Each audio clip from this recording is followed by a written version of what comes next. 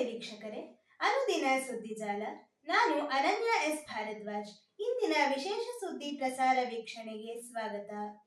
ನಿರೀಕ್ಷೆಗಳ ಕಡೆಗಣೆಯ budget. ಮೂಲಸೌಕರ್ಯ ಮತ್ತು ತಯಾರಿಕೆಗೆ ಹೆಚ್ಚು ಒತ್ತು ಕೊಟ್ಟಿರುವ ಮಧ್ಯಮ ವರ್ಗದ ನಿರೀಕ್ಷೆಗಳನ್ನು ಕಡೆಗಣಿಸಿರುವ ಬಜೆಟ್ ಅನ್ನು ಕೇಂದ್ರ ಹಣಕಾಸು ಸಚಿವೆ ನಿರ್ಮಲಾ ಸೀತಾರಾಮನ್ ಲೋಕಸಭೆಯಲ್ಲಿ ಭಾನುವಾರ ಮಂಡಿಸಿದ್ದಾರೆ.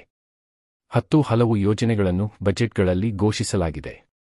ಆದರೆ ಹೆಚ್ಚಿನ ಯೋಜನೆಗಳಿಗೆ ನಿರ್ದಿಷ್ಟ ಮೊತ್ತವನ್ನು ನಿಗದಿಪಡಿಸಲಾಗಿಲ್ಲ ಮತ್ತು ಈ ಯೋಜನೆಗಳನ್ನು ಎಲ್ಲಿ ಜಾರಿಗೊಳಿಸಲಾಗುವುದು ಎಂಬುದನ್ನು ಹೇಳಲಾಗಿಲ್ಲ. ಷೇರು ಮಾರುಕಟ್ಟೆಯು ದೊಡ್ಡ ಮಟ್ಟದಲ್ಲಿ ಕುಸಿದಿದೆ. ಸೆನ್ಸೆಕ್ಸ್ 546 ಅಂಶ ಮತ್ತು ನಿಫ್ಟಿ 495 ಅಂಶ ಕುಸಿದಿದೆ. ಹೂಡಿಕೆದಾರರು ₹1,00,000 ಕೋಟಿ ಕಳೆದುಕೊಂಡಿದ್ದಾರೆ. ಬಜೆಟ್ಗೆ ಮಾರುಕಟ್ಟೆಯ ಪ್ರತಿಕ್ರಿಯೆ ಏನು ಎಂಬುದನ್ನು ಇದರಿಂದ ಅರ್ಥ ಮಾಡಿಕೊಳ್ಳಬಹುದು. ನರೇಂದ್ರ ಮೋದಿ ನೇತೃತ್ವದ ಎನ್ಡಿಎ ಸರ್ಕಾರವು 2014ರಲ್ಲಿ ಅಧಿಕಾರಕ್ಕೆ ಬಂದಾಗಿನಿಂದ ಅನುಸರಿಸಿಕೊಂಡು ಬರುತ್ತಿರುವ ಬಂಡವಾಳ ವೆಚ್ಚ ಏರಿಕೆಯನ್ನು ಈ ಬಾರಿಯೂ ಮುಂದುವರಿಸಲಾಗಿದೆ.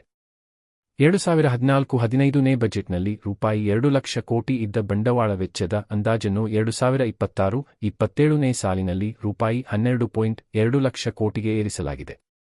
ಕಳೆದ ವರ್ಷ ಈ ಮೊತ್ತ ₹11.2 ಲಕ್ಷ ಕೋಟಿ ಇತ್ತು. ಬಂಡವಾಳ ವೆಚ್ಚದ ನಿರಂತರ ಏರಿಕೆಯು ಮೂಲಸೌಕರ್ಯ ವಲಯಕ್ಕೆ ಒಳ್ಳೆಯ ಸುದ್ದಿಯಾದರೂ ಖಾಸಗಿ ವಲಯವು ನಿರೀಕ್ಷಿತ ಪ್ರಮಾಣದಲ್ಲಿ ವೆಚ್ಚ ಮಾಡುತ್ತಿಲ್ಲ ಎಂಬ ಕಳವಳಕ್ಕೂ ಕಾರಣವಾಗುತ್ತದೆ. ಬಡವರು, ಹಿಂದುಳಿದವರ ಏಳಿಗೆಗಾಗಿ 3 ಕರ್ತವ್ಯಗಳನ್ನು ನಿಗದಿಪಡಿಸಿಕೊಳ್ಳಲಾಗಿದೆ ಎಂದು ನಿರ್ಮಲಾ ಅವರು ಬಜೆಟ್ ಭಾಷಣದ ಆರಂಭದಲ್ಲಿಯೇ ಹೇಳಿದ್ದಾರೆ. Consistent with India's evolving economic priorities. Corporate bond market. ಇದೊಂದು ಐತಿಹಾಸಿಕ ಬಜೆಟ್. ಪ್ರಧಾನಿ ನರೇಂದ್ರ ಮೋದಿ 140 ಕೋಟಿ ಭಾರತೀಯರ ಆಕಾಂಕ್ಷೆಯನ್ನು ಪ್ರತಿಧ್ವನಿಸಿದೆ. ವಿನೂತನ ಅವಕಾಶಗಳ ಬಾಗಿಲು ತೆರೆದಿದೆ.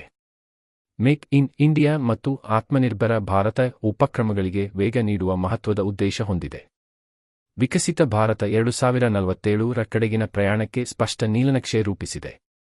ನಿರ್ಮಲಾ ಸೀತಾರಾಮನ್ ಅವರು ಸತತ 9 ಬಾರಿ ಬಜೆಟ್ ಮಂಡನೆ ಮಾಡುವ ಮೂಲಕ ಹೊಸ ದಾಖಲೆಯನ್ನು ಬರೆದಿದ್ದಾರೆ ಎಂದು ಪ್ರಧಾನಿ ನರೇಂದ್ರ ಮೋದಿ ಹೇಳಿದ್ದಾರೆ.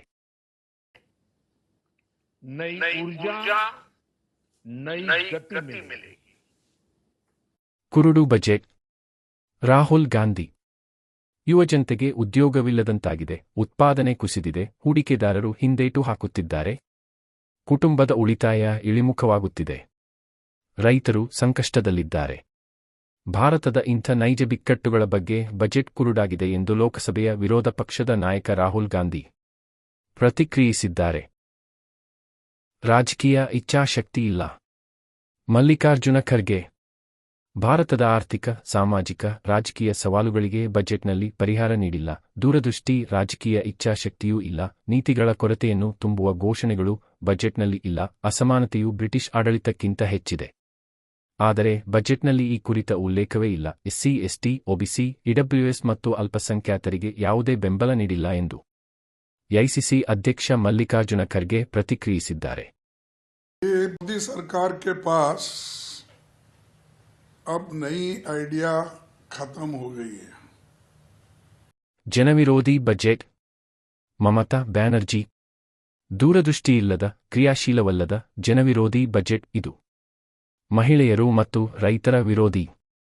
ಶಿಕ್ಷಣ, ಪರಿಶಿಷ್ಟ ಜಾತಿ, ಪರಿಶಿಷ್ಟ ಪಂಗಡ ಮತ್ತು ಇತರೆ ಹಿಂದುಳಿದ ವರ್ಗಗಳ ವಿರೋಧಿಯೂ ಆಗಿದೆ. ಇದು ಅದಕ್ಷ ಆಡಳಿತದ ಸುಳ್ಳಿನ ಮೂಟೆ. ಪಶ್ಚಿಮ ಬಂಗಾಳಕ್ಕೆ ಬಜೆಟ್ನಲ್ಲಿ ಯಾವುದೇ ಕೊಡುಗೆ ನೀಡಿಲ್ಲ. ಶಿಕ್ಷಣಕ್ಕೆ ನೀಡುವ ಅನುದಾನ ಮತ್ತು ಸಾಮಾಜಿಕ ಭದ್ರತೆ, ರಸಗೊಬ್ಬರಕ್ಕೆ ನೀಡುವ ಸಹಾಯಧನವನ್ನು ಕಡಿತ ಮಾಡಲಾಗಿದೆ.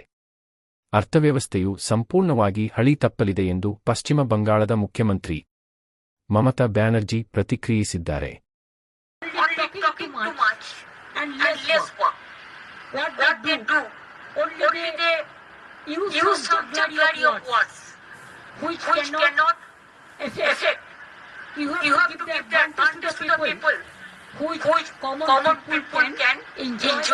ಬಜೆಟ್ ಇಡೀ ದಕ್ಷಿಣ ಭಾರತಕ್ಕೆ ಅನ್ಯಾಯ.